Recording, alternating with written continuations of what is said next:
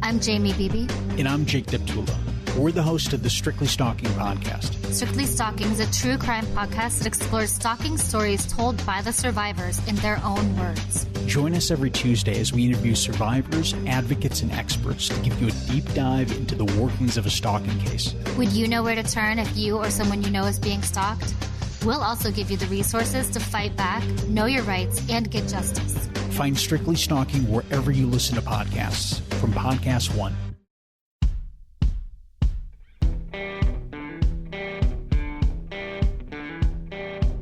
I'm Brett. And I'm Alice. And we are the prosecutors.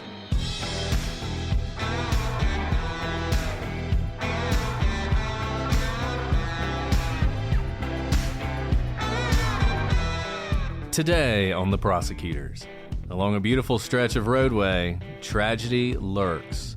Why are so many women murdered on the highway of tears?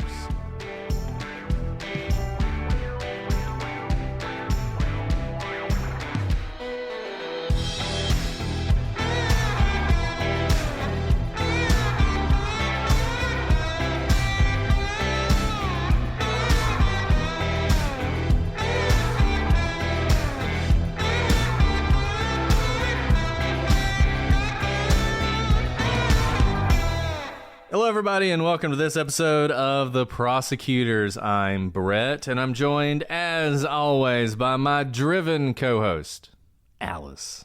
Hi, Brett. I'm so proud of you whenever you adopt my love of connections and not a pun, but we care about our words. And this is so apt because what do you do on a highway? You drive. You drive on it. And hopefully don't get murdered, which Yes, unfortunately is what we're going to be talking about today. So I'm very proud of you, Brett. You've grown up so much. Alice, I try to learn from you and be a better podcaster because of it. And you're so good at tying the descriptors in to whatever the subject is. I want to be more like you, so I'm going to try and do that more often. And you are driven, so it's perfect. It's a good descriptor for you, and it ties in the case. And I would just say, some of the descriptors you use for me aren't always that good for me, whereas this one is both true and it's positive and it's tied in the case. So that's I'm pretty the positive one. That's the positive part that you really struggle with. Exactly. But thank you, well, Brett. You're welcome. And for those of you who haven't hung around long enough, Brett always makes fun of me for how I do too much. I know I do too much. I'm tired, and it's because of me. So I'm gonna try to put a foot on the brakes. There you go, Alice. I love it. Alice, she will never put the foot on the brakes because she is an amazing mom, an amazing lawyer, an amazing podcaster. And it's not like it's easy every day, but she gets through the tough times and keeps on keeping on, and we love her for it. Well, thanks for those nice words. And, speaking of women who are so much to their families, I really am so glad, all jokes aside, I'm so glad we are covering the Highway of Tears today, because this will not be the first time that we've covered the issue of missing and murdered Indigenous women, except this time this is a stretch of highway in Canada that faces very similar issues that we see here in the United States. And sadly, I wish this was something that was only regional, but it's something that we see over and over.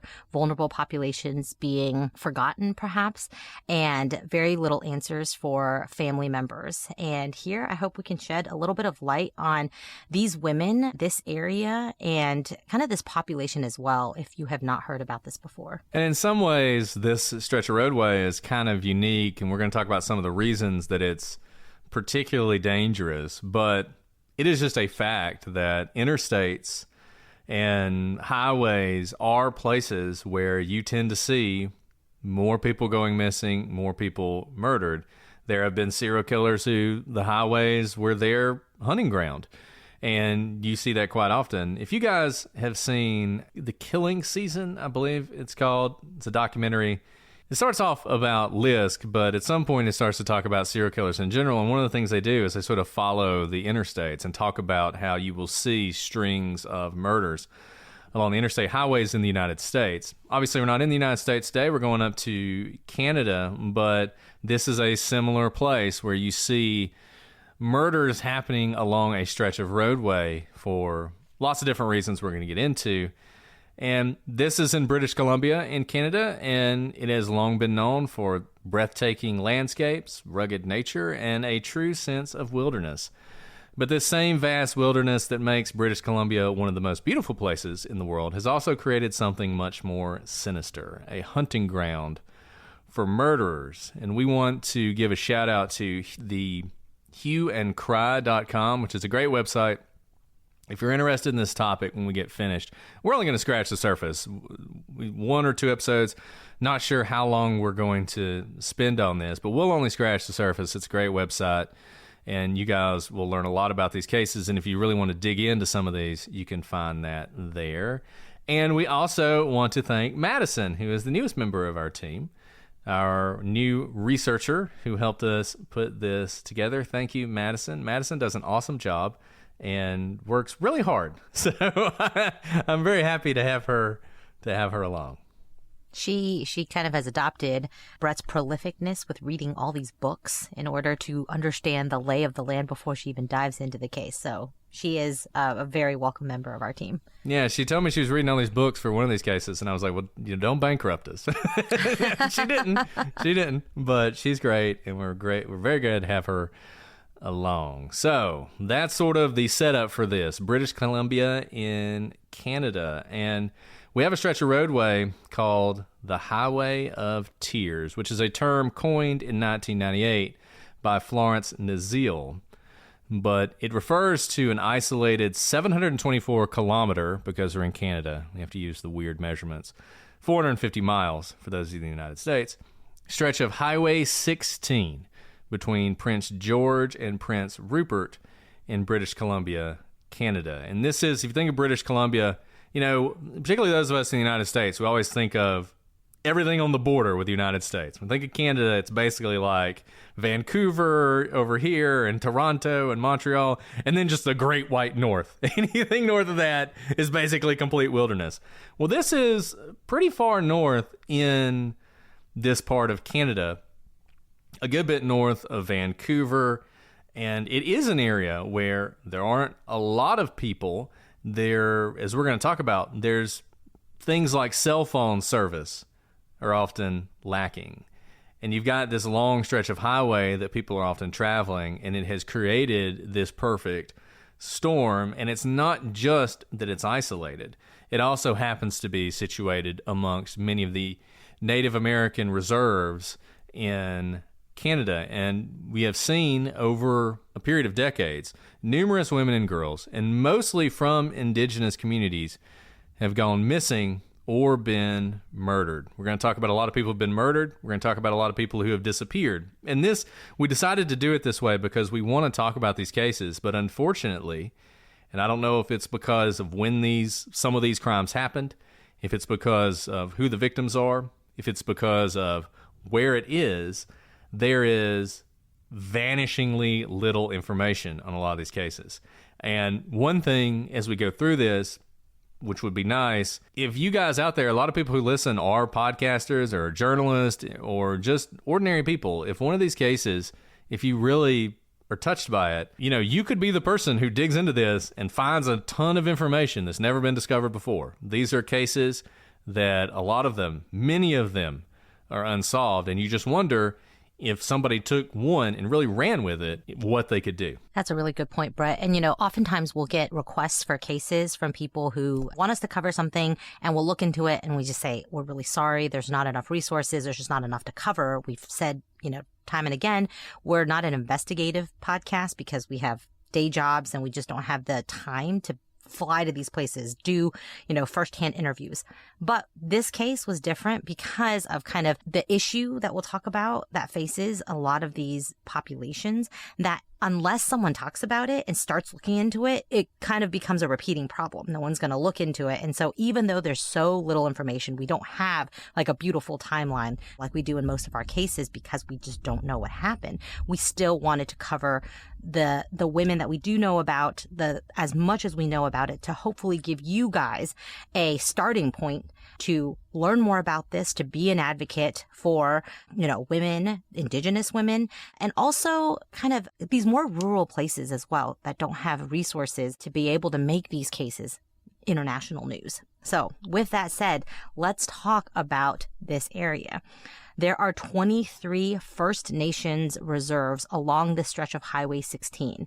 These areas are plagued by high poverty rates and limited access to resources, including hospitals, universities, and work opportunities that are typically found in larger cities. This is the case here. It's the case with kind of a lot of the tribes in the United States as well. But I think what's really special about this area is just how wild and rural the terrain is. It makes a lot of things harder. If you've been to this area of the world, not only, it really feels like nature against you, and then pile on top of that the poverty and the lack of resources, it really compounds even more. And there's another unique problem with this area, and that's the lack of public transportation. It's forced Indigenous women and girls to rely on, unfortunately, hitchhiking as a main source of transportation because they have to get places. It is not a walking, 450 miles is not exactly walking distance. And sometimes they have to go places, to go to the store, to go visit people, to get jobs, for interviews, anything.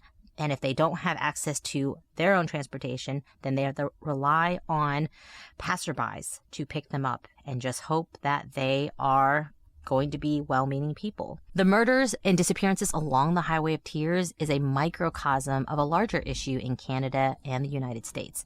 Indigenous women and girls go missing at a rate far higher than the rest of the population. And in addition to that, their cases are often overlooked by authorities, and many remain unsolved to this day. We've previously talked about this, and there are a lot of factors that go into this, from kind of jurisdictional issues to the fact that when you have vulnerable populations, young women, people of First Nations in Canada, there's not as much visibility into kind of the broader culture. And so people don't seize on it. They may not know how to get their names out there. And it becomes a perpetual problem. And it continues and snowballs. In response to the growing number of missing and murdered women along Highway 16, the RCMP organized a conference in 1981 where 40 police detectives from British Columbia and Alberta got together to discuss the unsolved cases of murdered and missing women along Highway 16 and other highways in interior British Columbia. This conference, known as the Highway Murders Initiative, did help to shed light on certain similarities among cases occurring between 1981 and 2005, and even helped to identify suspects. But unfortunately, it did little to stop the murders.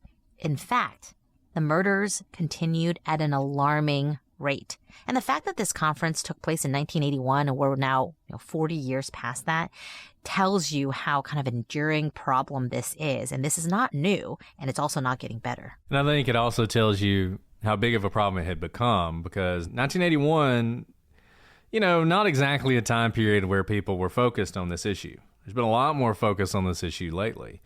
But obviously the Royal Canadian Mounted Police, they were seeing this. Local jurisdictions were overwhelmed. And I think there was really a feeling that we've got to do something. And it was a good start, but it took a while for them to take it to the next level. In 2005, the RCMP again took action to try and get control of the situation along Highway 16.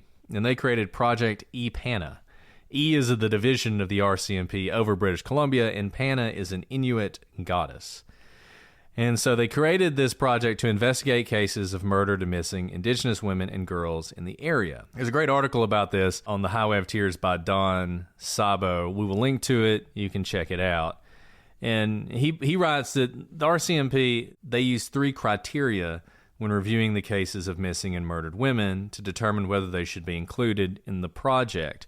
And those 3 criteria are: the victim was involved in a high-risk activity that would expose them to danger, such as hitchhiking, or being involved in a street trade. This could be sex work.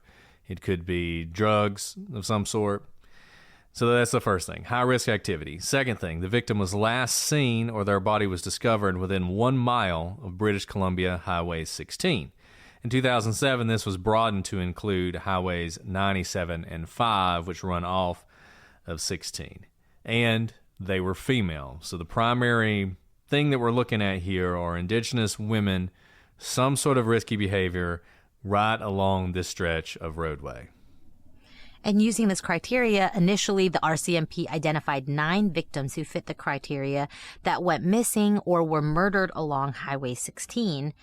However, once the geographic area was expanded to include a longer stretch of Highway 16, as well as portions of Highway 97 and 5, as Brett had mentioned, 9 additional victims were added to the list. In total, the RCMP acknowledges 18 victims who had gone missing or been found murdered along the Highway of Tears from 1969 to 2006. 10 of the 18 identified victims are Indigenous women or girls. And if this number seems a little low to you for a period of time that spans almost 40 years, it's because it probably is. According to Sabo, several Indigenous groups have criticized the criteria used by the RCMP and believe that this number is misleading because it reflects only the disappearances and murders that have happened in a specific geographic area around the highways. And they said that if you really did the investigation into this population of what's happening, the real number is going to be something that exceeds 40 missing and murdered women. Now, this is one of those cases where there's just not enough information to spend an entire episode on just one victim. So what we're going to do is we're going to go through the 18 victims that the RCMP acknowledge in Project E-Pana, of course, knowing that this is probably about maybe half of the women who could fit in this category, but because they're not part of this project, we just don't know enough about them.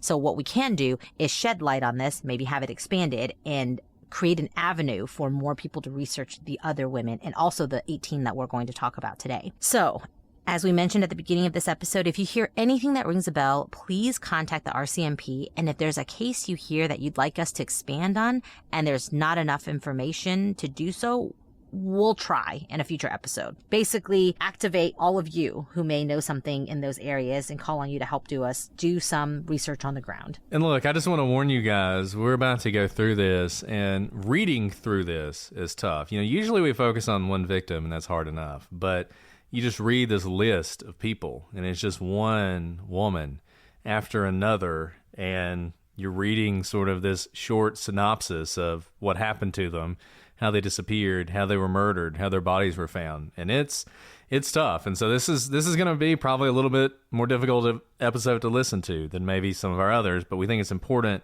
and we did want to focus on these as much as possible. So we're going to talk about these victims, and we're going to talk about them in chronological order. As we said, Hue and Cry has a lot of great stuff on this. There are good resources on various sort of compendiums online, whether it's RCMP's website, the Canadian Encyclopedia, Hue and Cry, and we're going to give you a shortened version of that. Oftentimes, Hue and Cry, for instance, will have a little bit more, but we're trying to give you a capsule, I guess, of each of these cases. And we're going to start all the way back on October 25th, 1969, with Gloria Moody. And Gloria was 27 years old when the event occurred. She was on vacation in Williams Lake with her family at the time of her disappearance. Gloria and her brother Dave went to several bars in town. Dave was ready to head back to the hotel room, so he left the bar, assuming that Gloria was right behind him. But when he turned around to talk to her, she was nowhere to be seen. Gloria's body was discovered the next day by some hunters 10 kilometers west of Williams Lake. She had been stripped naked, beaten, and sexually assaulted. In the end, she bled to death. Gloria's murder is believed to be the first case of a murder of an Indigenous woman on what would come to be known as the Highway of Tears. And today, 60 years later, almost 60 years later, her murder remains unsolved. Oh, how devastating. You always say you'll be safe if you're out and about in a group or with a man in your group. And here she's with a man she trusts, her brother, of all people. And she could have been taken really just right from under her nose. Shows you the boldness also of these crimes. And this is just the first, unfortunately, of the 18 we're going to go through, but you'll see the brutality that is the theme that runs through all of these. And you're right. And that's another thing about them. And you will notice that as we talk about these. The boldness of these killers. I mean, these killer, serial killers, we don't know, but this is not the only case where someone seems to be just snatched and disappears into thin air. So the next person, Micheline Pear. The date of her disappearance, July 1970. She was 18 at the time.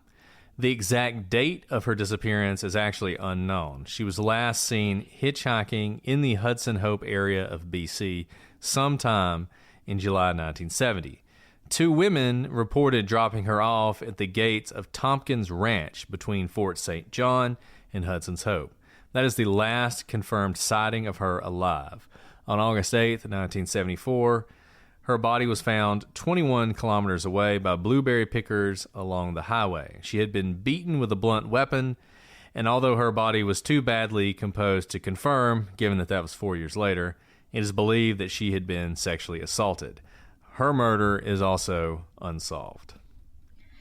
And perhaps for anyone who doesn't know the dangers of hitchhiking, and this is still, 50 years ago? And obviously, I think in the 1970s, the prolificness of some of these violent murders were known to more people, but hitchhiking obviously opens you up to the kind of person who will stop. Maybe it will be a good Samaritan, but oftentimes they are people who are looking to take advantage of someone who is in a vulnerable position. You're usually hitchhiking because you lack the resources to travel in another way. And it also means that people are probably not waiting for you at a specific time. Because if you're depending on hitchhiking, then it's very hard to make definite plans. I'll meet you at 11 o'clock on this day. Probably not going to make it, might not. But at least those with ill will stopping to pick you up have the knowledge that if you were to show up an hour late, maybe a few hours late, maybe a few days late, maybe even a week late, no one might notice for a while, which allows the person who wants to do ill will to do the bad, dump the body, and disappear well before anyone can even know that the person, something terrible has happened. And we see that here with Micheline's case.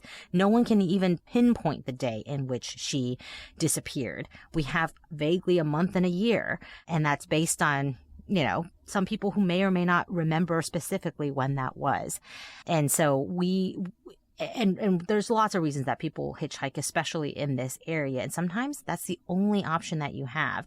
But in case you didn't know why, just how dangerous it is, that, hopefully gives you an insight into it. And there are famous signs along this stretch of roadway to this day, and they read, "Girls, don't hitchhike on the highway of tears. Killer on the loose." And the only thing that's wrong with that sign is it's not just one killer. And that's what's disturbing about this. We're going to talk about a couple people who are responsible for some of these murders, but there are multiple killers. And I think the reason they know that this is an area where potential victims are plentiful, where it's easy to get them into a vehicle, at which point they are completely within your control. And it's unlikely anybody's going to ever figure out what you did, because many of these cases, 50-something years later, are still unsolved. And that's why it surprises me, frankly, that we don't talk about this more in true crime, because this whole thing, this highway of tears thing, is really stark and really tragic and needs more attention. And I think it's getting more attention now. I think the Canadian government is giving it a lot more attention than it used to. But still, given what you see here, it's surprising that there's not more focus on it. So many unsolved murders and such a terrifying place. It is like something out of one of those old urban legends, right? The guy with a hook, or the guy in the back seat of your car. It's that. This area is that sort of come to life. And, some people ask, because this is a 1970 case, well before cell phones, pay phones even. There's no pay phones out there. We'll talk more about cell phone coverage. But some people have also asked, is hitchhiking still predominant? Was this just a problem in the 70s because people didn't know? I don't know about you, Brett, but I see hitchhikers all the time in the routes that I drive, because we live around several pretty big highways that connect, interstates that connect a lot of states. And I often see hitchhikers, and I've seen many people stop and pick them up. Now, I have not seen a woman hitchhiker in recent memory. They've mostly been men, where I live, at least. But yes, I would say that hitchhiking is still something that's used. It's illegal, but it's still used, and certainly in places hard to prosecute, because it's just put your thumb down when you see like a cop going by. I was just giving someone a thumbs up, so it's kind of a hard crime to get and prosecute. And the reason it's a crime is really for your protection. It's not, because it's kind of, like vandalism where it's bad for the public. It's more for your protection. I picked up a hitchhiker once. No, you did not.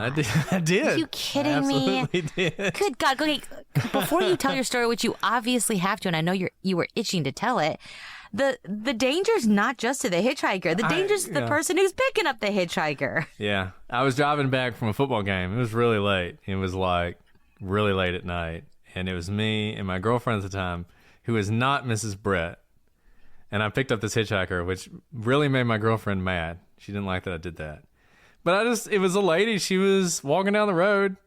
She had an Alabama shirt on, so obviously she wasn't a threat. And I took her to her house and dropped her off. Didn't die. It was fine. She didn't die because I didn't do anything. So that's my hitchhiking story. Short. Don't ever do that again. Don't ever do that again. I did not know that you picked up a hitchhiker before. Goodness gracious. Whatever. And that's a great way to bait someone, is to wear a Bama shirt after a Bama game. Goodness gracious, Brett. Well, it worked. It worked. And she got home and everything was fine. So, oh my goodness. All's well that ends well. It's not all's well for a lot of these victims. Hitchhikers. Anyway, so let's go to Gail Ways. October 19th, 1973. She was 19 years old. And Gail was last known to be hitchhiking from Clearwater to Kamloops. Her body was found in a ditch 11 kilometers south of Clearwater in April 1974.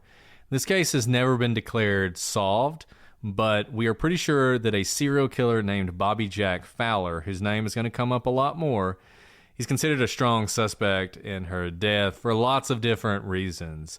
And I don't know why they haven't cleared it, frankly. If you read some articles about this case, a lot of people don't really understand it. There's some thoughts that maybe a lot of the evidence wasn't well preserved, and so while there's strong evidence, it's not enough for them to say he definitely did it, but he definitely did it. And we're going to hear his name some more. We're going to talk about him some more, but at least that is a case that has been solved. The next case is Pamela Darlington, November 6th, 1973. She was 19 when she was murdered. Pamela was last thought to have been hitchhiking to a bar in Kamloops at the time of her murder. Little is known about where she went that evening, but her body was found in a park the next day. There were rumors she was seen at the bar with a good-looking guy with shaggy hair, leading her family to believe she was killed by someone that she knew who died by suicide soon thereafter. This is not unusual, actually. Murders happen. A lot of times people can't live with it, and they'll kill themselves. But this is likely not the case. She was sexually assaulted and beaten to death, and she is also suspected to be another victim of Bobby Jack Fowler. His DNA was eventually found on her body, and I don't think that is a coincidence. I think she was probably murdered by him. Okay. It only gets harder to go through each of these victims because, again, you just see the brutality of this. And also you see that if they were hitchhiking, they didn't make it far at all. And this goes to the boldness of the killers as well. Like with Gail, she was likely murdered at the very beginning of her hitchhiking journey, right? She never even made it out of Clearwater, it appears, based on where her body was found. And also with Pamela, she was just going out for a good time, meaning she may have even made it to a place where there were other people around. And still, that wasn't enough to keep her safe. The next victim on this list of 18 is Monica Ignis, and she was only 14 at the time that she disappeared. And Monica was last seen on December 13th, 1974, walking along Highway 16 toward the direction of her home in Thornhill. There were witnesses who also reported seeing a man and a girl pulled off the highway that same night. Her body was found on April 6th, 1975, off a densely wooded service road, and it was determined that she'd been strangled with her own clothes. Oh, so young. And she's not the only young girl. Yeah, unfortunately, a lot of these girls are very, very young. And part of that may be kind of the risk, the ability to take risks as you think nothing bad will happen to you. But also, as we know, young women are just a target for predators, whether it's a sexual fantasy or that they are more easily kind of tricked into a car or tricked into doing the will of an older, more established man, an adult. For whatever reason, we've talked about this kind of dynamic in the Delphi cases a lot, where young girls may be used to listening to grown men, teachers, coaches, whatever, tell them to do things. And so they don't even question it. And of course, it often in these cases lead to their demise. Another very young girl, Colleen McMillan, was only 16 when she disappeared. Colleen left her home with the intention of hitchhiking along Highway 97 to visit some friends. A month later, her body was found off a logging road 46 kilometers south of where she was last seen. And the last time that she was seen was August 1974. The good thing about this case is it's officially solved. The bad thing is it's who we suspected may be responsible for several of these murders. In 2012, DNA found on her body was determined to have belonged to serial killer Bobby Jack Fowler. Yeah, and Fowler is one of these serial killers, we're going to talk about him in a bit, but who just trolls these highways looking for victims. And look, you hear about things like human trafficking a lot. And a lot of times the focus of that, it will be on people who absolutely were not human trafficked. Human trafficking is not something that tends to target wealthy people driving Mercedes looking for toddlers wandering down the side of the interstate, right? That is not the kind of people who are targeted by traffickers. The people who are targeted by traffickers are people who are from groups that people don't care as much about, people who are runaways, people who are on drugs, people who are in bad situations who can disappear and people won't notice. Same thing with serial killers. They tend to look for people that when they commit these crimes, they are going to have a buffer of who knows how long, where nobody's going to be looking, where half the people looking just think they ran away. You're going to see that more and more where the police don't care as much. It's an unfortunate truth. And you see that again and again and again in these cases. And you certainly see it with this. And so far, the victims that we've talked about, you may be thinking, well, okay, these women were doing risky behaviors. They were hitchhiking. They were going out to bars late at night, kind of, hunting grounds for predators. But the next case is just devastating because it is an example of childhood innocence ripped apart. Monica Jack disappeared in May of 1978, and she was only 12 years old. Monica was last seen riding her bike along Highway 5A, and she was returning home after a shopping trip to Merritt with a friend, but she never made it back home. 17 years later, in June of 1995, Monica's remains were found in a ravine off a logging road on Swacum Mountain, about 20 kilometers from where her bike had been discovered. And her case is solved. Gary Taylor Hanlon was convicted of her murder in January 2019, which in and of itself is incredible. That she wasn't found until 17 years later, but they were able to get a conviction, even though the case was so old and her remains were probably pretty decomposed at that point. And look, evidence that's never too late. And you hear these cases and you think they're really old.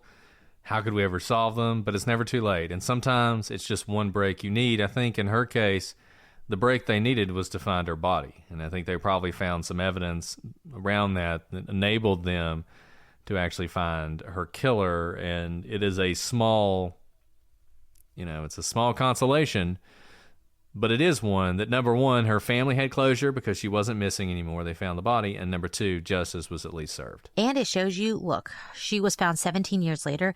That was 1995. The killer wasn't convicted until 2019 because oftentimes maybe there was additional evidence that had to be processed. But this just shows you that political pressure to get these cases prosecuted will work because a prosecutor is going to be overwhelmed with crimes that they have to prosecute.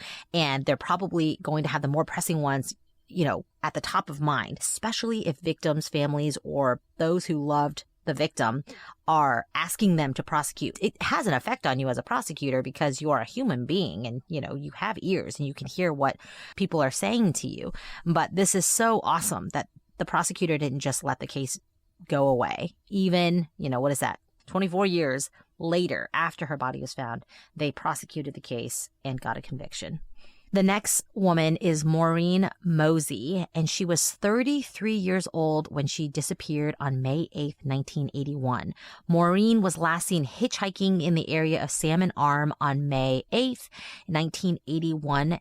Witnesses saw her getting into a car with a man described to be in his late 20s, early 30s, with a dark beard.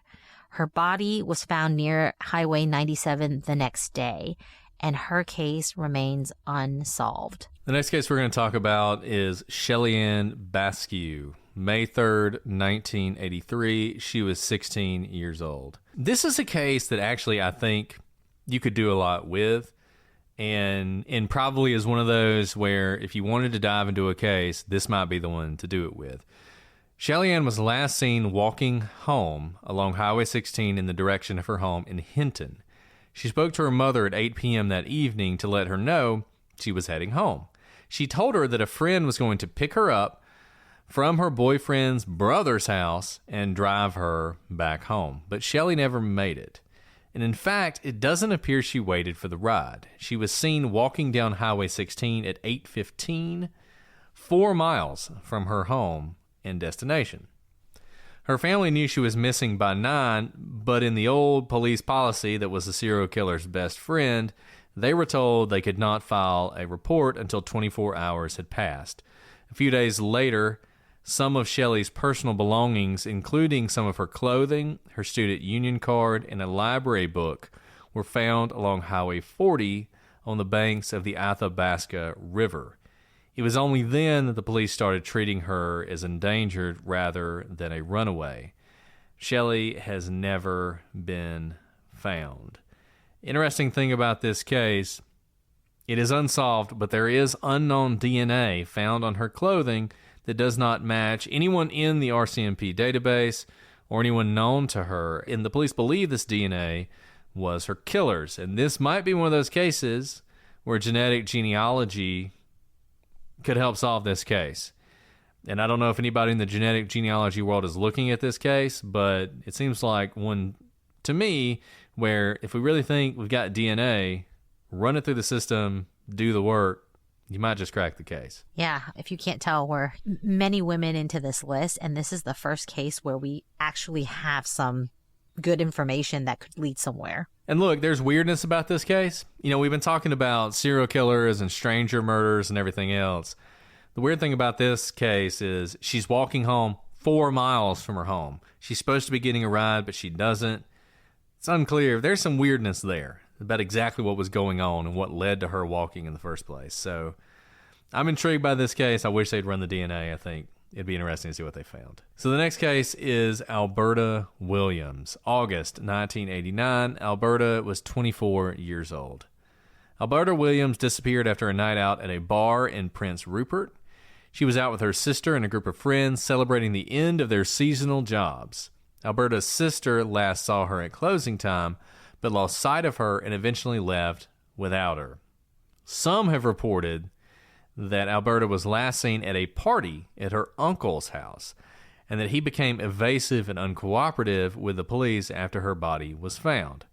Although this might seem like a strong lead, mistrust in the indigenous community against the RCMP runs high, and the uncle was not the only family member who refused to cooperate with the police once this investigation got going. And I think one possible reason for that is they didn't trust the police to actually look into this case and not try and pin it on one of them. And that is something that complicates all these investigations and is a hangover of what is an unfortunate relationship between the government in Canada and the First Nations. We have that in the United States as well. It is an ongoing problem we've talked about in other cases, and it makes these cases really hard to solve. Whenever you have communities that don't trust the police for whatever reason, whether justified or not, it is a huge roadblock for solving cases. In any event, Alberta's body was found 3 weeks later on September 25th, 1989, in a ditch off of Highway 16. Her body was found with only a blouse and a bra on, and there was evidence of a violent struggle. And this case remains unsolved. The next case is Delphine Nicole, June 14th, 1990. She was 16 years old. Delphine was last seen hitchhiking home along Highway 16 between Smithers and Telqua after a day out shopping with friends. Witnesses described seeing Delphine get into a car, but she was never seen again, and her body has never been found. Ramona Wilson, June 11th, 1994. She was only 16 years old at the time of her disappearance. Ramona left her house around 9:45 p.m. one June evening to meet a friend at a dance in Hazleton. Ramona never made it to the dance and was never seen alive again. On April 9th, 1995, Ramona's remains were discovered near the Smithers Airport on Highway 16. A yellow rope and nylon cables were found next to her body. Her clothing was nearby, but her shoes were never found, and that makes you wonder if whoever killed her took them as a trophy. But we don't know because this case is unsolved. And it really strikes me, these last couple victims, how little information we know about them. And they're from the 90s. So at least to me, the 90s don't seem that long ago. And it is so sad, especially kind of in the true crime podcast environment that we are in today, how we have so many people who are able to, look into cases and have so much more information, talking to people who knew the people at the time. As time goes by, 30 years, 40 years pass by, anyone who may have known something their memories fade or they die and they're no longer around to be able to give their accounts. And that just makes me so sad about these last couple of cases with so little information, because there's probably still someone out there who remembers something, but time is slipping by. The next case is Roxanne Thierra, July 1994. She was only 15 years old. One weekend in July 1994, Roxanne, who was a sex worker at the time in the United States, if you're 15 years old, that is child sex trafficking. There's no such thing as a child sex worker, but in any event, she was a sex worker.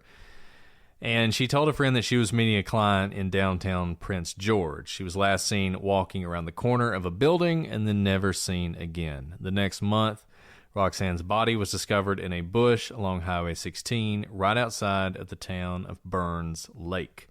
And her murder, like so many of these, remains unsolved. Before we move on, I have to tell all of you about a podcast that I think you're going to really enjoy, and that's Deadly Nightmares, the podcast from ID. It tells the real stories of people stalked by serial killers and attackers. On every episode, survivors share the chilling moments they knew their lives were in danger and how they had managed to escape their attacker. Investigators and family members close to the victims discuss the disturbing details of each case and exactly how they happened. These terrifying cases are the stuff of nightmares, but they've happened in real life to real people. After listening to this podcast, you'll never drive alone at night again. Check out one of their first episodes, The Curse of Dismal Creek. It's about a 33-year-old man, Sean Farmer, who's on his way to meet his friend Scott Johnson at a campsite deep in the backwoods of Virginia. They plan to fish along remote Dismal Creek, unaware that the area has a dark past. In 1981, 2 young hikers were murdered there, stabbed and shot by a stranger they met along the nearby Appalachian Trail. Decades later, as Sean starts to set up camp near the same spot, a mysterious stranger appears. Is the terrible history of Dismal Creek doomed to repeat itself? Find out at Deadly Nightmares. Listen to Deadly Nightmares wherever you listen to your podcasts. Guys, we want to talk about one of our favorite sponsors, EarthBreeze. EarthBreeze has really changed the way that we do laundry in our household. You guys know those big, massive laundry detergent jugs that everybody hates. They're messy. They're heavy. They take up a ton of space, and most of them end up in landfills. Fortunately, there is a solution if you want to get rid of those messy, giant, wasteful containers. EarthBreeze. Imagine for a moment something that looks like a dryer sheet, but is not. It's a liquidless laundry detergent sheet that dissolves 100% in any wash cycle, hot or cold. No measuring, no mess, and no heavy lifting. That's right, no plastic, jug. And Brett, I feel like I'm doing laundry all the time with 3 kids who are always dirty and getting stains on their clothes. Somehow using Earth Breeze makes doing laundry just that, a breeze. It's my new favorite detergent because it's better for the planet and so much easier to use. The packaging is lightweight and biodegradable. I save so much space. I can fit 720 loads of sheets where I used to fit just one 60-load detergent jug. And this is what really convinced me. With every purchase, Earth Breeze donates 10 loads of detergent to a charity of your choice. Over 50 million loads have been donated. Join over 2 million Americans making a difference with Earth Breeze. If you're still not convinced, they offer a 100% satisfaction guarantee. If you don't like it, get a full refund. Trust me, there's no reason not to switch. Right now, our listeners can subscribe to Earth Breeze and save 40%. Go to earthbreeze.com/prosecutors to get started. That's earthbreeze.com/prosecutors for 40% off. earthbreeze.com/prosecutors. The Prosecutors Podcast is brought to you by Progressive Insurance. Most of you listening right now are probably multitasking. Yep, while you're listening to us talk, you're probably also driving, cleaning, exercising, or maybe even grocery shopping. But if you're not in some kind of moving vehicle, there's something else you can be doing right now. Getting an auto quote from Progressive Insurance. It's easy, and you could save money by doing it right from your phone. Drivers who save by switching to Progressive save nearly $700 on average, and auto customers qualify for an average of 7 discounts. Discounts for having multiple vehicles on your policy, being a homeowner, and more. So just like your favorite podcast, Progressive will be with you 24/7, 365 days a year, so you're protected no matter what. Multitask right now. Quote your car insurance at Progressive.com to join the over 29 million drivers who trust Progressive. Progressive Casualty Insurance Company and Affiliates. National average 12-month savings of $698 by new customers surveyed who saved with Progressive between June 2021 and May 2022.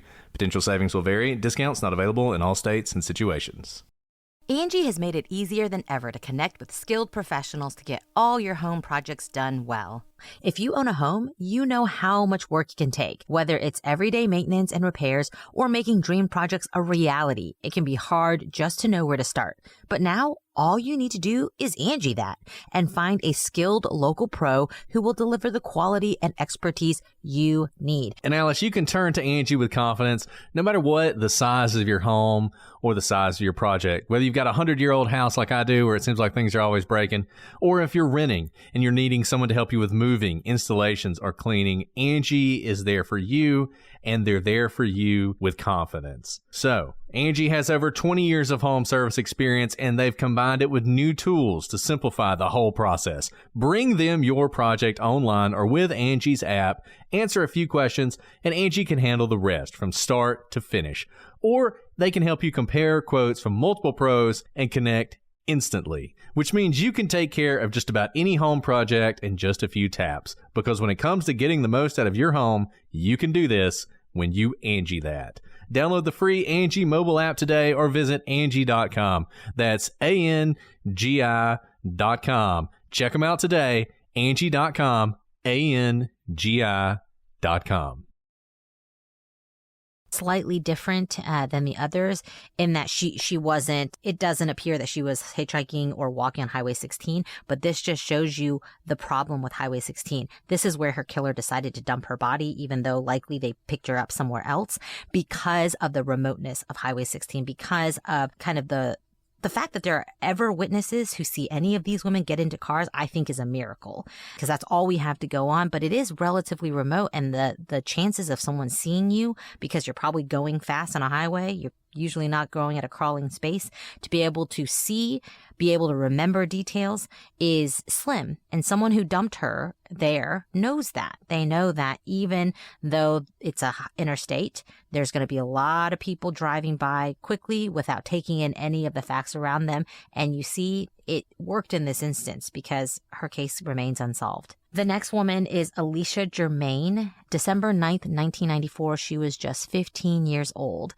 And that day, Alicia, who had left home, was living on the streets at the time of her disappearance. She was attending a Christmas party at the Prince George Native Friendship Center on the evening she was last seen.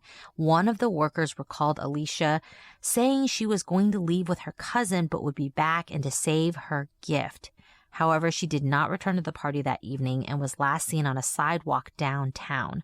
That very same evening, Alicia was found stabbed to death at an elementary school along Highway 16. And her case is still unsolved, but interestingly, an unknown female's DNA was found at the crime scene. Police also say they have a suspect, though they do not have enough evidence to move forward at this time. So this is another case to focus on, particularly if you're in the area, because it sounds like they're one step away from solving it. And the fact there's unknown female DNA, it makes you wonder if this is some local beef that maybe she had with somebody else that she knew. This one's a little different. It doesn't seem like it was a sexual assault. She wasn't strangled. She was stabbed to death. Her body was found the next day, granted, along Highway 16, but this one seems like it should have been solved. I don't know. I just wonder whether at an this elementary is a stranger. school, Yeah. too. You know, like there's going to be a parking lot. There might be security cameras. It's going to probably be well lit if there's going to be any place on Highway 16 lit. So this definitely does smell different than the other cases, but it sounds like if somebody knows something from that night, because she was seen by several witnesses throughout the night, it could really be the code to crack it. Because if someone can remember her walking with someone, maybe getting into a fight with someone, maybe meeting up with someone, that could be the crack in the case that the police need. The next victim is Lana Derrick, and she was 19 when she first disappeared on October 7th, 1995. Lana was last seen at a gas station, and at around 3 a.m., Lana knocked on the door of the apartment that she was sharing with her sister. Lana got $30 that her father had sent her to collect and told her she was going to a party. She invited her sister, but her sister declined the invitation to go to the party. And according to a witness, Lana got into a blue car with two men at around 3:30 a.m. before driving off north along Highway 16. Lana was never heard from again, and her remains have never been found, and her case is unsolved. The next woman is Nicole Hoare, and she was 25 years old in June of 2002 when Nicole, who was a tree planter working in Prince George at the time of her disappearance, was last seen hiking along Highway 16 from Prince George to Smithers. She has not been seen since, and her remains have never been found. Nicole's disappearance sparked some controversy with indigenous groups in the area. Nicole, who was a white woman, received far more media attention and investigative efforts than many of the indigenous women who had also gone missing in this same area. Project E-Pana was not launched until after Nicole's disappearance, and she disappeared on June 21st, 2002. And this caused further speculation of racism within law enforcement and the Canadian government as a whole. And here's the thing, whether that is true or not, whether E-Pana was launched because a white woman disappeared rather than another indigenous woman, we won't know. Thank goodness E-Pana was at least launched, and now there is attention on this. And this comes to a critique we often hear, right? Oh, this victim is only getting nationwide media coverage or international media coverage because they fit a certain profile. They're blonde hair, they're blue eyes, they're white, they're, well-to-do, what have you. The solution, I think, is not to drag down the attention that we have for any victim. Hopefully what we do is to give that type of attention that we give to the beautiful blue-eyed, blonde-haired, prom princess to all victims, especially the more vulnerable victims who may not have people going out with, missing signs for them. They should be extended to all of the women we've been talking about today. So I hope that, when you see that type of criticism, it's not to diminish the attention on the victim who's getting it, but that type of attention should be extended to especially vulnerable victims. No, I agree 100%. Whatever led them to launch E-Pana is a good thing. I'm glad they did it. And yeah, I mean, there's no doubt that historically a lot of these murders have not gotten as much attention because of who the victims were, but I think you're seeing that change. The next name, Tamara Chipman, September 21st, 2005. She was 22 at the time of her murder. Tamara was last seen hitchhiking along Highway 16 in the area of Prince Rupert. Because Tamara was splitting time between her parents' home and her father was a fisherman who would be gone for long stretches of time, it would be months before Tamara was reported missing to police. She is still missing, and her remains have never been found. But we have a pretty good idea that she was murdered because the police think they know what happened to her. At some point, a witness came forward and explained that Tamara had hitchhiked with her and 2 other men.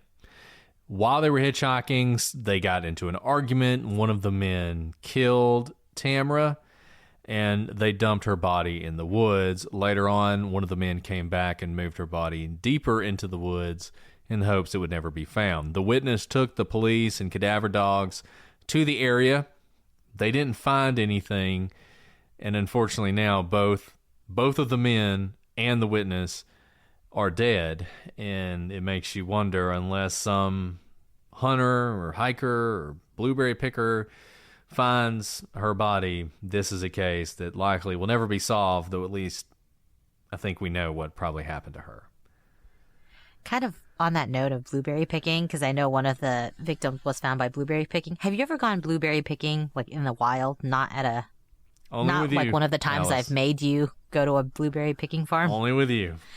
So I can absolutely see how blueberry picking can have you stumble upon these, because I have gone blueberry picking like on the side of a highway. That's typically where they grow very well because it's a wild plant like blackberries, and it's a very thick, dense brush with like a lot of prickles on it. Like, it does not feel good to walk through it, and they can get very high, well above your head.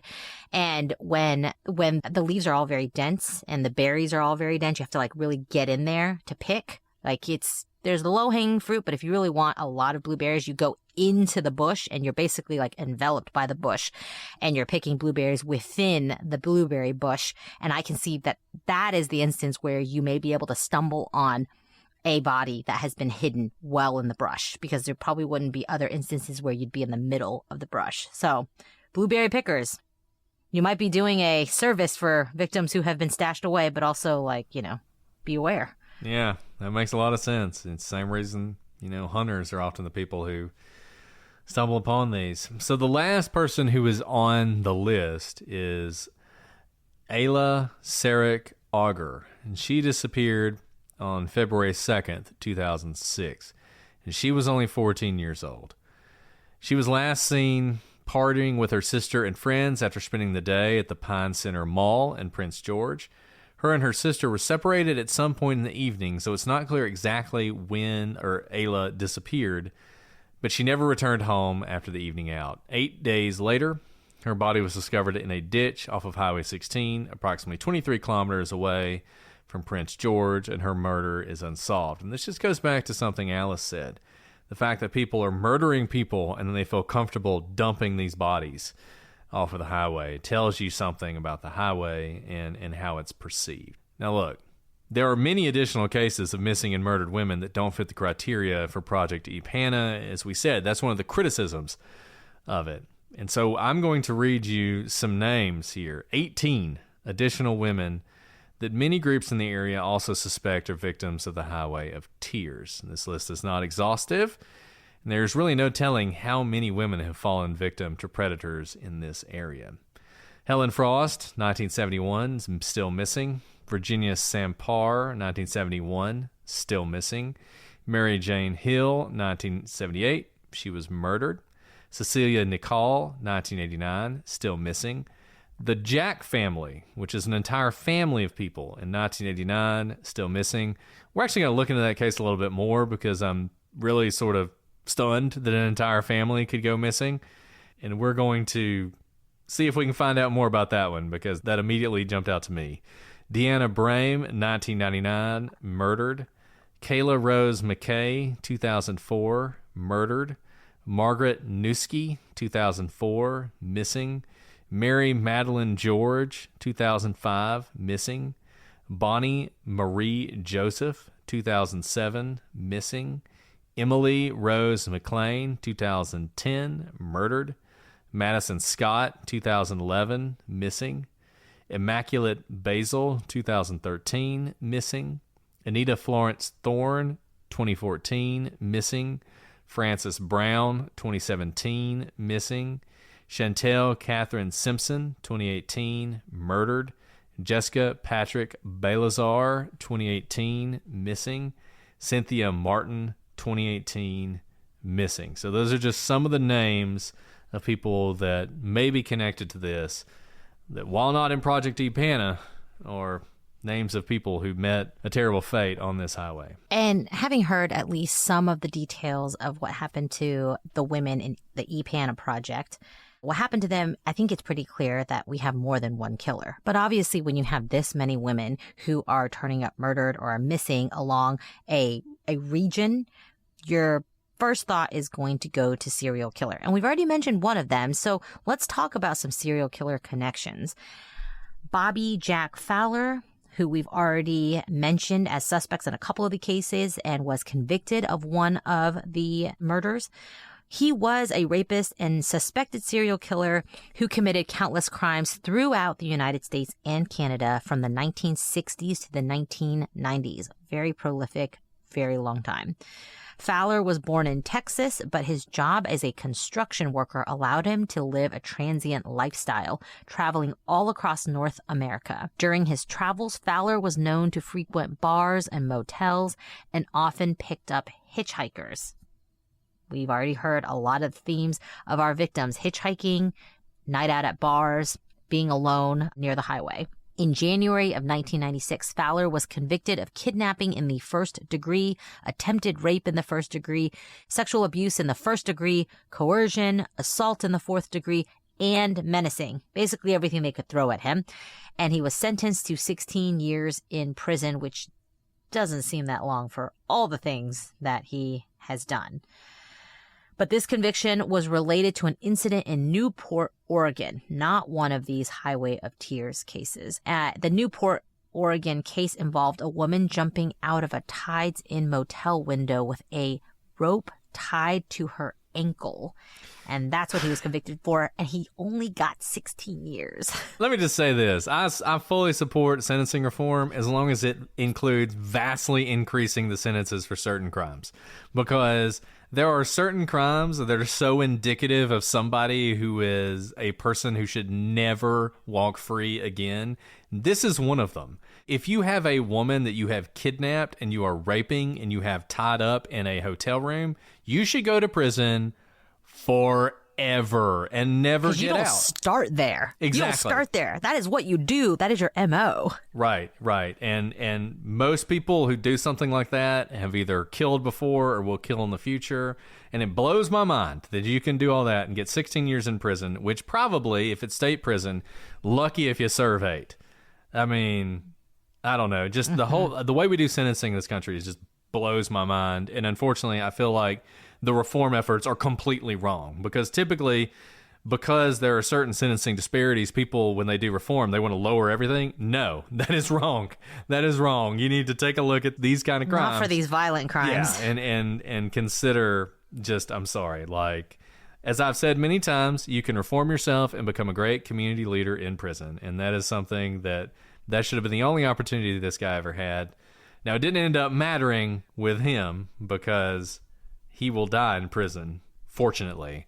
But I guess that's like some, justice. If he had gotten nature. out, he would have killed more people. There is no question about that. Which I think he did, that he's not even convicted for.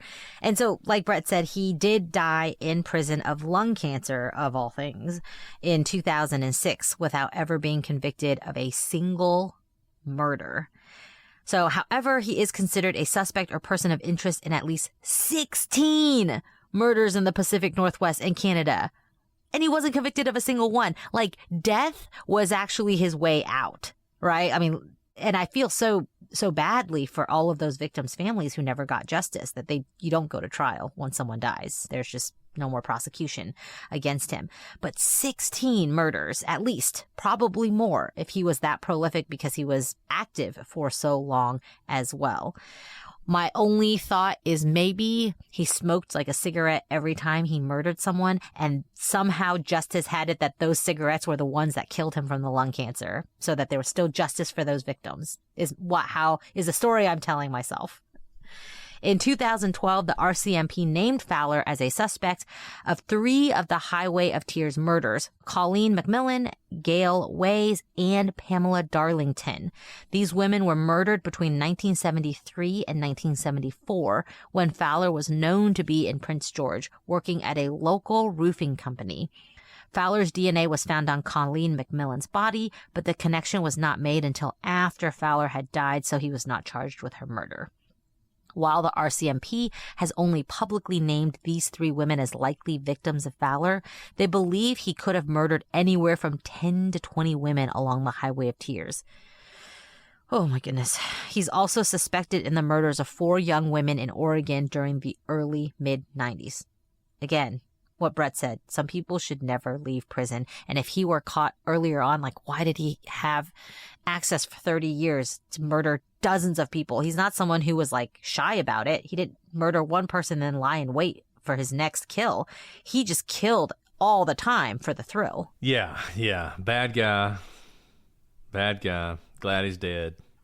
Wish he died earlier. But some people are just, I don't know. And he's not the only one, unfortunately. There's Cody Legebokoff, who is a Canadian serial killer who was convicted of 4 murders, which occurred between 2009 and 2010. Cody, who was only 19 at the time of his arrest, was spotted by an RCMP rookie driving his black pickup truck quickly and erratically off of a logging road along Highway 27.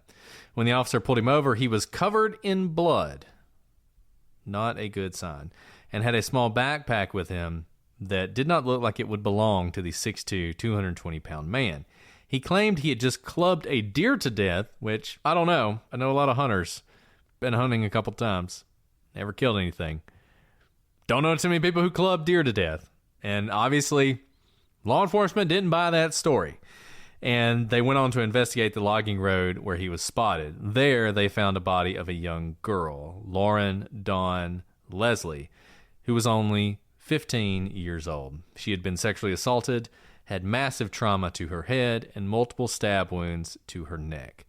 Shortly following his arrest for Lauren's murder, Cody was linked to 3 other murders in the area via DNA evidence. And once again, 19 years old. He was connected to Jill Stachenko, a 35-year-old mother of 5 who was found murdered with her body left in a gravel pit in Prince George in October 2009. DNA on Jill's body was a match to Cody. The body of a 35-year-old Cynthia Moss was found in October 2010 in a park in Prince George. She had died of blunt force trauma to her head as well as stab wounds. She had a broken jaw and a cheekbone, a hole in her shoulder blade, and injuries to her neck consistent with someone stomping on it. Cynthia's DNA was discovered on a sweater and sock found in Cody's truck, as well as a pickaxe and a pair of shoes in his apartment.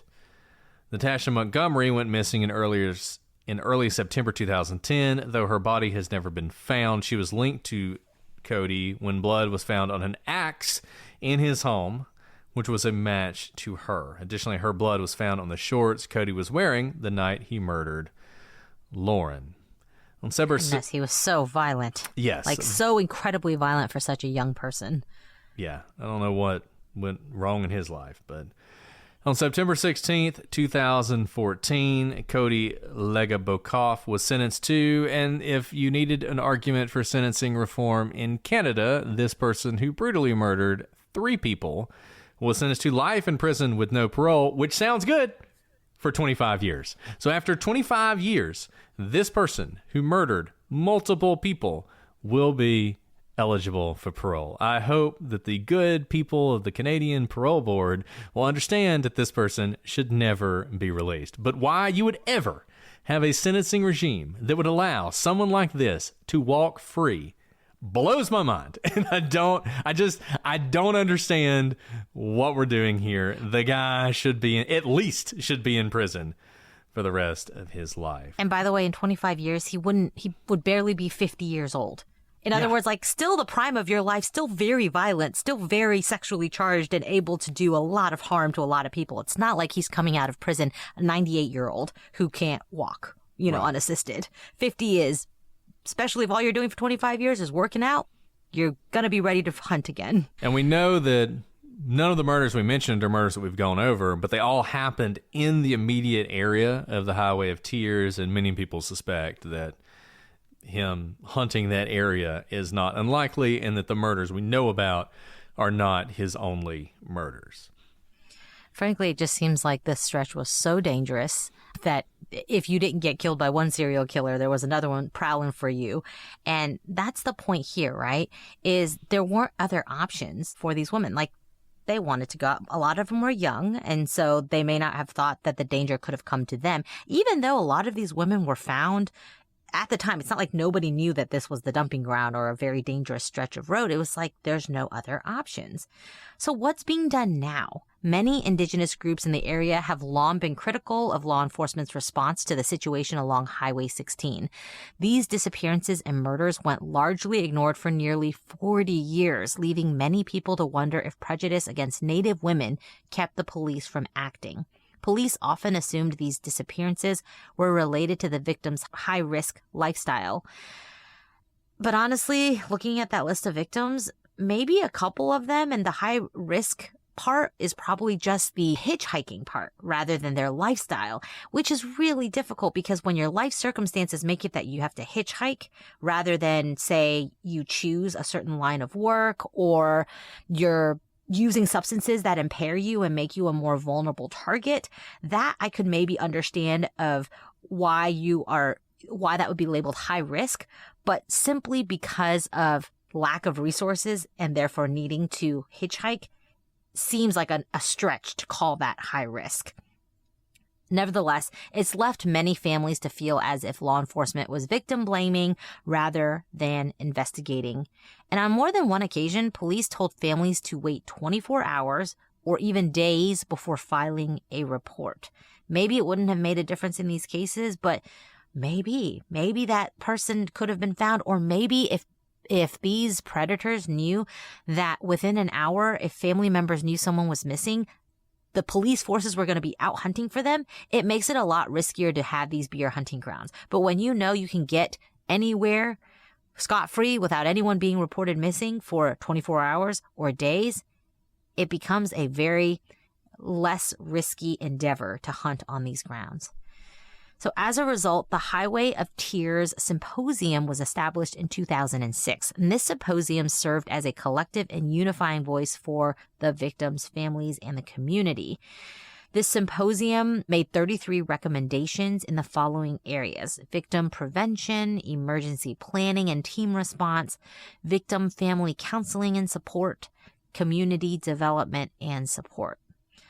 And though it initially seemed as if little to no action was taken in response to these recommendations, in August of 2016, the federal government launched the National Inquiry into Missing and Murdered Indigenous Women and Girls, and they put some teeth behind it. In doing so, it wasn't just an announcement. They actually named 5 commissioners, and they committed $53.9 million over 2 years to this initiative, with the goal of producing recommendations on concrete actions to address the disproportionately high rate of violence toward Indigenous women and girls in Canada.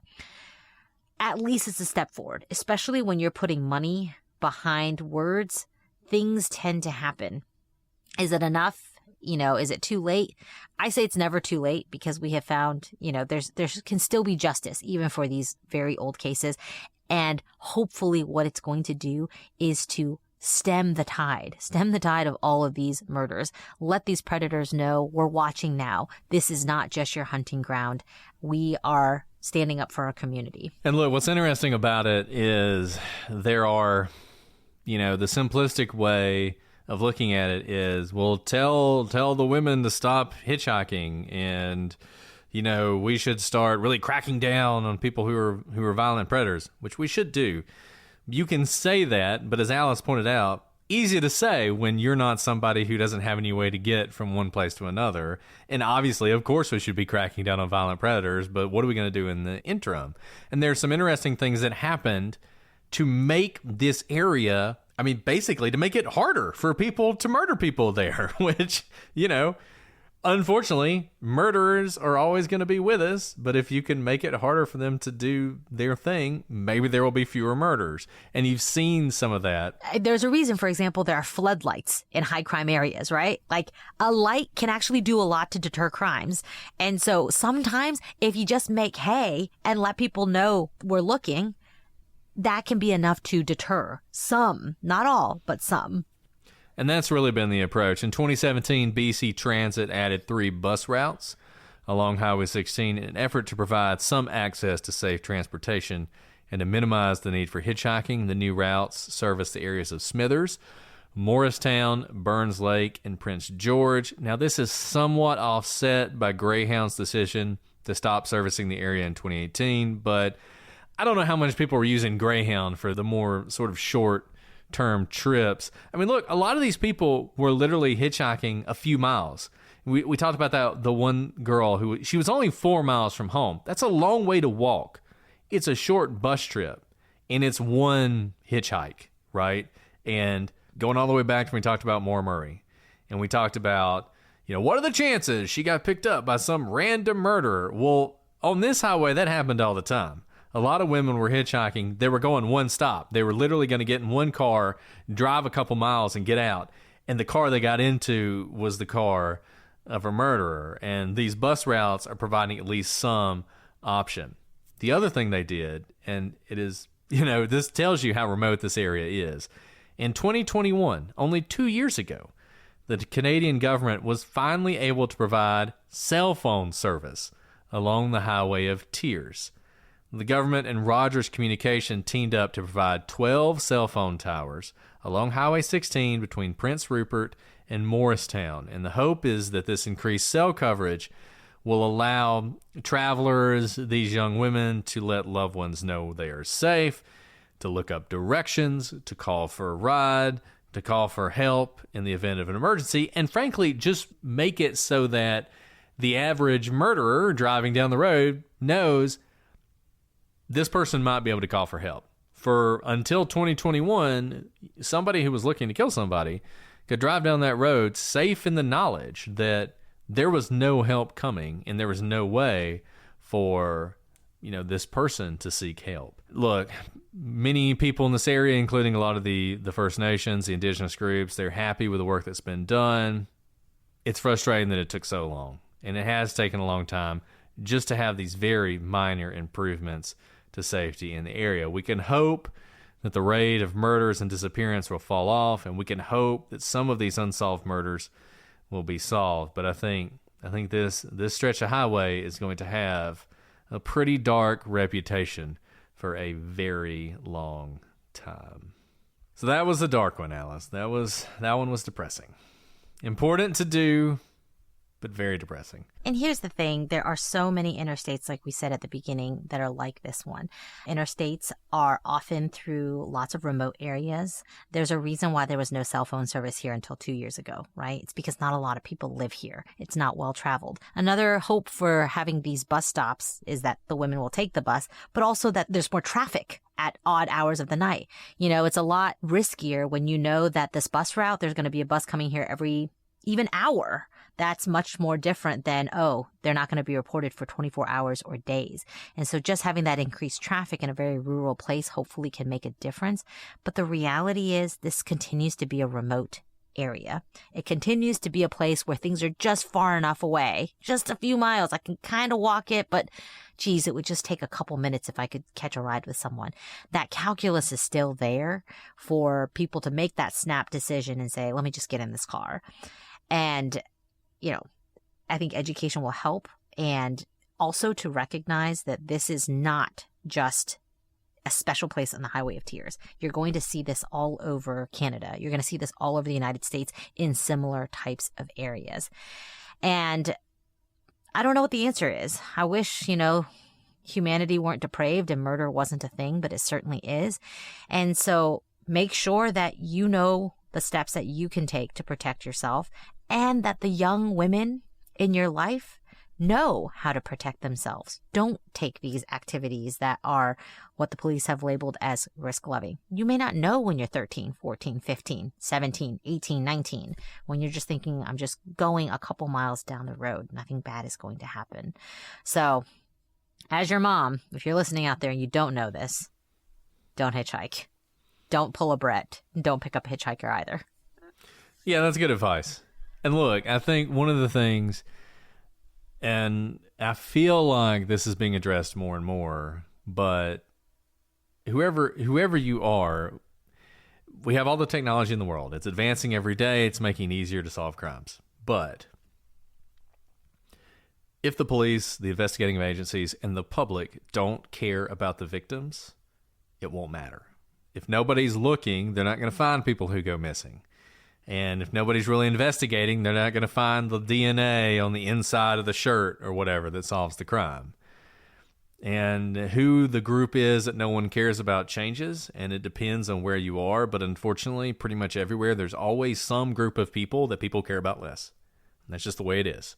And I think acknowledging that, figuring out who it is, and putting pressure on people who can make a difference to not do that is important. And this group of people in this area of Canada for a very long time were just people that people didn't really look for. The List case was one of the reasons it took so long to find him, was because when it started, nobody really cared about those girls who were on Backpage and Craigslist engaged in sex work. And they didn't look for them, and they said, they're probably just runaways. They're probably just drug addicts. And they didn't look for them, so they didn't find them. And when they did find them, it was so long that it's a miracle they solved the case. And look, I think people ask, is it even possible to be a serial killer anymore because of technology? Well, if you're somebody like the idiot in Idaho who's killing 4 college students, no, he was never going to become a serial killer because the focus on that case was immense. But if you look at some of the serial killers who are operating today, who aren't found, they tend to focus on people that nobody will notice when they're missing. Absolutely. And I think Brett and I see this a lot in things like the child pornography or child sexual assault cases. There are always going to be vulnerable populations. Those cases, unfortunately, are rampant. I wish that were not the case. We've said this before, like, hide your kids, y'all. Like, know where your kids are. And that has given me an insight into how, yes, absolutely, predators are among us. They will continue to be among us, and they will continue to have vulnerable populations they can prey on. But you can shed light on them. Podcasts can shed light on those populations and make them less vulnerable just by virtue of shining a light on who they are. And all of you talking about them and not just focusing on the, one case that perhaps everyone's talking about. And this is why, there's certain amount of bandwidth in people's time in podcasts and documentaries of who you decide to cover, and who you decide to cover can be very important. I think we definitely need some questions tonight, Alice, because this has been a very heavy episode. Like I said, an important episode. I'm glad we did it. We're going to try to do more of these where we talk about multiple cases, because one thing we've run into is people will suggest cases to us, and they're cases that it feels like should be talked about, but you can't do a podcast unless your podcast is 10 minutes long. You can't do an episode on them because there's nothing out there unless you can do an investigative podcast. Maybe we'll call them like spotlight episodes. No, there you go. And Madison, who's awesome, Searchlight. is really good at these and is fired up about these cases. So I'm really happy to have her because she helps us. And the hope is, with Madison on board, things like the Adnan case, it's really hard to do Adnan while doing the podcast because you got to be producing episodes while doing something that's going to take forever. So we're hoping that we can do more different things while also doing big cases. So we'll see. We'll see how that goes. But anyways, review questions. Okay, I feel like this is one we need. Chrissy from South Carolina. I feel like we need comfort food right now, Alice. What is your favorite comfort food or meal? Comfort food. I love, this is going to be very Southern, but I love sausage and gravy on biscuits. Like Like, if you're having a bad day, you just can't have it with like a very, just like perfectly baked, flaky buttermilk biscuit Killing cut me. I also open. love it. I love it. And you like have the white gravy with the crumpled sausage inside. And you like, they're like, would you like it smothered? The answer is yes, smothered. And you can't eat it with your hands because it's so smothered. You have to eat it with a You need a fork knife and a and fork. scoop it up. Scoop it up. And then you have your sausage on the side that you like scoop up the rest of the gravy into your mouth to make sure all the gravy is eaten. My mom used to make biscuits and gravy, and it was amazing. But, Hardee's and Jack's have great biscuits and gravy, just like you're describing. And it is very much a sort of comfort food type thing. Not healthy. But Not healthy. And you know what's great about that particular comfort food? A lot of fast food or restaurant food is going to be inferior to the home cooked version. Somehow biscuits and gravy, doesn't matter where you get it, it's always going to be really good because it's just how much butter you put into it. In the South, the fast food restaurants make pretty darn good biscuits. They really do. Great. You really do. And I miss biscuits and gravy. I remember when I moved to Boston, that was something I missed. Sweet tea and biscuits and gravy. And there was this one place in Cambridge called like Cotton Eye Joe's or something. They eventually turned into an Irish restaurant or an Irish bar, which sucked. But for a little while, they were a country place. And you could go there and get sweet tea and biscuits and gravy, and I would go there and get it all the time because I miss that so much. But, okay, comfort food. I'll do two. I'll do one that I just like to eat, and then one that has a little bit. So the emotional one, I've talked about this before, how my mom would mail me pound cakes. Oh, yeah. And regular pound cakes and chocolate pound cakes, both of which are great. I should tell her this about like how much I love those pound cakes. And, when I was up in Boston, it meant a lot to me to get these pound cakes, get a box from my mom, and it was a pound cake. Man, I would just eat that thing. And it was so good. Pound cakes are really good. If you've never had a pound cake, try it. And then sort of just a generalized comfort food, I love mashed potatoes and gravy. Mashed potatoes and gravy. Going back to your gravy thing. I really love all kinds of potatoes. French fries, baked potatoes, mashed potatoes with gravy. Tater tots. Tater tots. Oh, hash tater tots browns. are great. I was actually about to say mashed potatoes, and then I was like, it's so good, though. It is so good. It's so good. Okay, so when let's see, have I made you my truffle butter, half sweet potato, half golden potato mashed potato? No. Okay, you're going to have to come over for that. That because sounds amazing. We went to this incredible restaurant in Mobile on the Gulf, and it was like, we're tired parents, so we had dinner at like 4:30. It was like completely booked up for the night, but they were like, if you show up at 4:30, you can eat basically with the staff. And we're like, we will take it. And so we went, and they had this, like, the waiter was like, you have to get these mashed potatoes. And I was like, mashed potatoes at this like really nice restaurant? Shouldn't we get seafood or something? And he's like, just get the mashed potatoes. And it was like it was just like heaven in my mouth. And I was like, you have to tell me what's like in this. Like, I know you can't tell me the recipe, but you have to tell me like, what are the ingredients? Because I've never tasted anything like this. So he told me the 3 ingredients, and there's other stuff too. So I've been like messing with it for the last year. And I think I've gotten as close as I can, at least a version of it that I love. Sounds like a recipe you should put up on Prasa Cookies. Probably should. Cooking Facebook group. But golden potatoes is the key.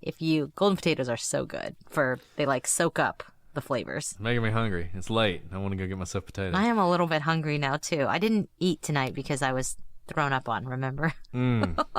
See, I ate bacon and sausage tonight. That was my dinner. And an egg. So look at that breakfast. The breakfast, yeah. It's always good. Okay. One last question, and then we'll let you go. This is from Jamie Time. Are your respective spouses lawyers, and do your kiddos know you're kind of famous? You go first, because we waved to your daughter tonight. We did. Number one, it's like definitely pod famous, which is kind of which is not famous. But yeah, my daughter likes to watch us on television. She doesn't know and listen to, and she always asks me if I'm going upstairs to talk to Miss Alice when she's getting ready to go to bed. No. So I have to say yes, and then yes, my wife is a lawyer, because what else would she be? Yeah, my spouse is an attorney, of course. There's just this whole pod family is very attorney heavy, and my kids don't listen to the podcast because there's like a lot of murder and stuff. So they're like of the age where Alice they is a better understand parent things. than I am. No, it's just my kids are a little bit older and they understand, and they also go to school and repeat things that we say all the time. And I'm like, oh, like the whole, don't be dramatic, mother. And so they don't listen to the podcast, but they listen to the song. So they know the song. And once in a while, they'll get in the car and my phone automatically starts playing like our podcast. And my son will always go, why are you in the radio? That's hilarious. As famous as you get. So it keeps you real humble. Yeah. Well, look, if you enjoy those questions, you want to ask one, if you'll leave a 5-star review on Apple, either for the prosecutors or the prosecutors' legal briefs, and leave a question, we will happily answer it for you in some future episode. And someone mentioned Android users. It is true. It is hard to leave an Apple review on Android, but it is possible. I'm an Android user. I have no Apple products, and I have left 5-star reviews, not for our podcast, but for other podcasts on Apple. So you can do it too. And there's also Spotify. And I don't really look at Spotify as much because I'm always looking at Apple to see where the questions are. But if you leave a 5-star review on Spotify, just email me the question, prosecutorspod@gmail.com. Give me a screenshot of your 5-star review, and that's good enough. And to the people leaving 1-star reviews and complaining about the fact that you have to leave a 5-star review to leave a question, sorry, your question's not getting answered. So, sucks for you. Thank you to everyone on Patreon who supports the show, especially to the 100 of you who are watching as we recorded this tonight, and to the rest of you who will receive it early and ad-free, and of course can watch this recording at any time. But thank you to everyone out there who listens to the show and support it. We love all of you. If you go to prosecutorspodcast.com, Madison is really good at citing her sources, and we'll be listing them all there. So if you want to read more about the Highway of Tears and some of the crimes that we mentioned and the victims that we talked about, do so. And as I said, if one of these cases has really struck you and you want to look into it more, please do so. And if you find out any information, who knows, maybe we can focus an entire episode on one of these cases in the future. Keep sending us your request. Madison has now started a file of requests that we're getting from everybody, which is a much more efficient way of doing it than the way I did it. Madison is a blessing. We love Madison. She's great. So thank you to all of you. Alice, is there anything else you want to add before we sign off? No, thank you guys for listening to this episode and for speaking up for victims and having great dialogue about this. I really look forward to your thoughts about these cases and what more we could do for cases that might be very old and there might not be very much information publicly about them. It's absolutely true. We'll be back next week with a new case, new questions, and maybe some new answers. But until then, I'm Brett. And I'm Alice. And we are the prosecutors.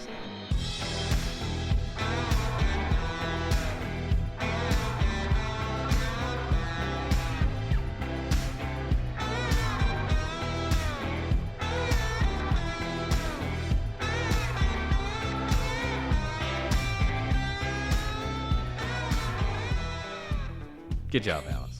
I had to do it for them. You did, yes. Because they had to sit through an hour and a half of us rambling. Were we rambling? Was that what we were doing?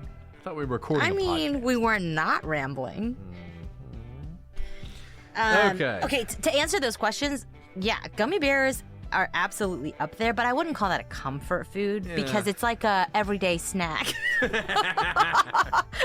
Yeah, I feel like it has to be a comfort food. It can only be a comfort food if like you don't eat it all the time. It's true. It's true. Plus, I don't think a candy is comfort food. I don't know.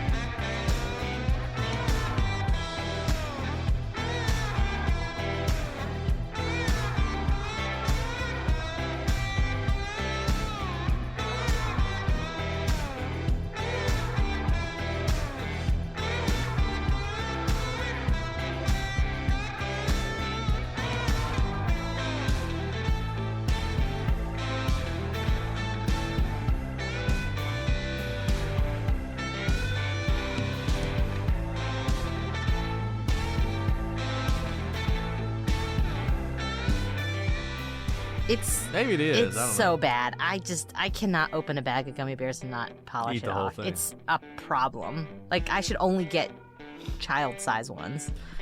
Yeah. I'm somebody, I have no self-restraint. Like, I either have to give it up altogether, or I'm just going to eat all of it. Like, I cannot eat gummy bears. I cannot eat sugar.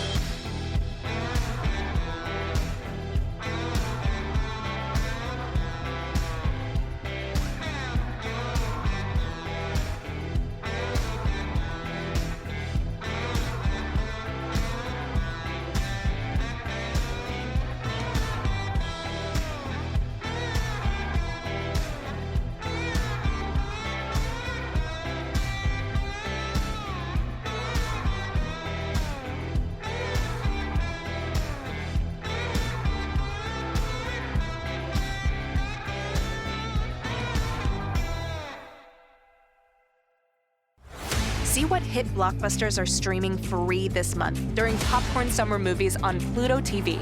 Watch Django Unchained or Transformers Dark of the Moon for an action-packed evening, or The Truman Show and School of Rock for a good laugh with the whole family.